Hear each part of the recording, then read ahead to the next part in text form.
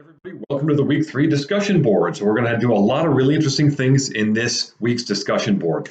The prompts that you see up there, the questions you see are related to this scenario where you have a friend who's working right at this company, your company, whatever, and is really not very good at using email, right? They may use email, sending things to their friends and family members, but it tends to be very informal. So you're really, in broad brushstrokes, you're really trying to help your friend better understand how to create a professional email. So you're going to be looking at the information in the this week's lecture to give you some insight on how to guide your friend here.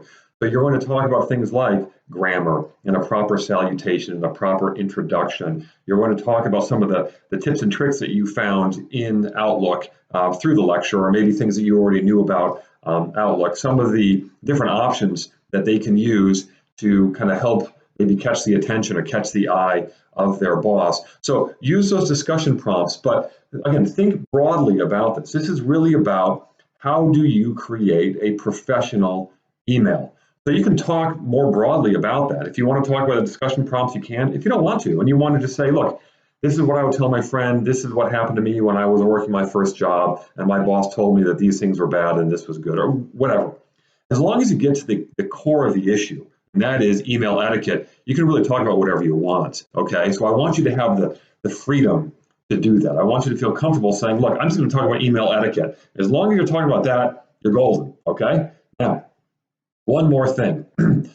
This week I start doing added discussion board topics. And I do this because sometimes the discussion boards that we have can get a little dry, especially when we get into like Word or Excel. You're kind of, there's only so much I can talk about Excel or something like that. So I totally get it. We do need to talk about those things, but sometimes you want to spice it up a little bit, have a little more fun.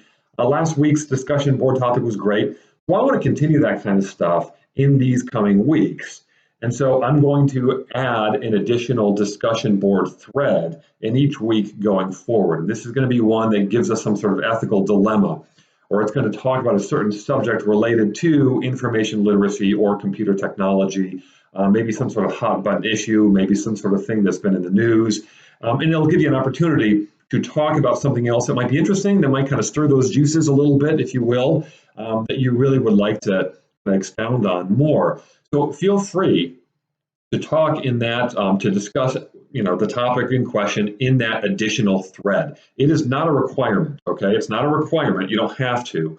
But if you want to, and you want to be challenged to think about another subject differently, perhaps, feel free to do so. Any post you make in that additional thread will count for your total for the week. So I just want to lay that out there as well. So what is the topic for the week here, the additional topic?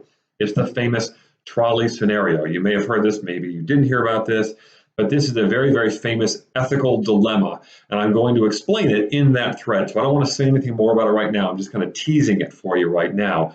But it is kind of one of those classic ethical dilemmas that you would hear in a philosophy class, and if you take philosophy here, you might be asked that question in that class. But it's a fun one to talk about. It's really challenging. It really forces you to think about good and bad, right and wrong. And so I think it's a really good foundation for all those other kind of additional threads that are going to be coming down the road. So I hope you enjoy it. If you have any questions, as always, folks, you know where to reach me. Thanks.